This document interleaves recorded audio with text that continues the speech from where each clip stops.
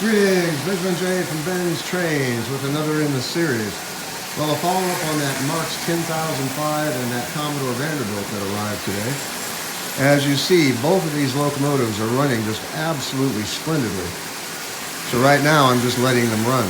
So I went through my parts box and I found the original headlight bracket for the Commodore Vanderbilt and the 10005. So both of them have their headlights installed.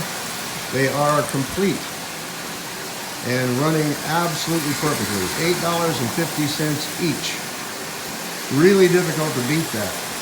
As I always stress, don't overlook the junk.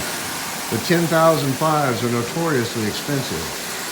And I never had much interest in the tin litho locomotives, so I've never owned one. This is the first tin litho locomotive I have. Other than the diesels, of course. Anyway, as you see, both of these are running just absolutely perfectly. There's no problem with them at all. So 2 drops of oil, a shot of WD-40 into the E unit on both of them, a bit of cleanup with a toothbrush. I installed a headlight bracket in the 10005 and the Commodore Vanderbilt. So both of them are complete and running absolutely splendidly, forward and reverse.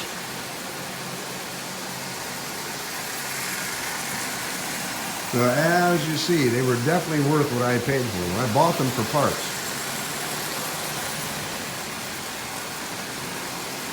And this is why I always stress, don't overlook the junk.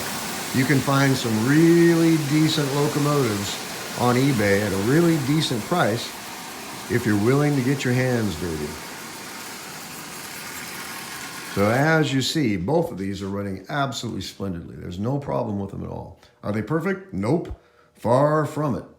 The Commodore Vanderbilt was absolutely covered in rust. It's starting to recover a bit now. I'm continuing putting oil on this rust.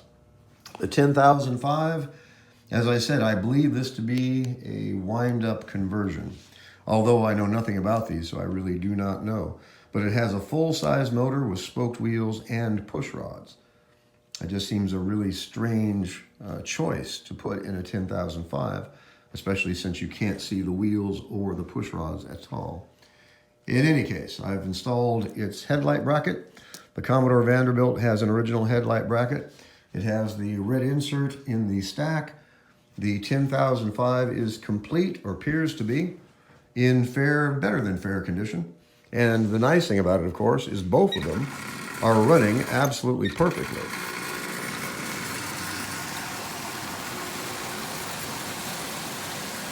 No problems with these at all. So they were definitely worth $8.50 each. As you see, these are actually running quite well.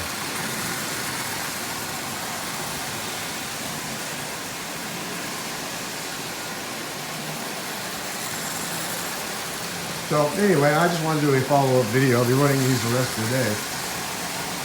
Periodically lubricating them and then putting them back on and letting them run. That's what they need now. As you see, both of them are running just absolutely splendidly. No problems, no hiccups, nothing. No problems of any kind. They're running perfectly. And they're both complete, even down to the original headlight or light bulb bracket.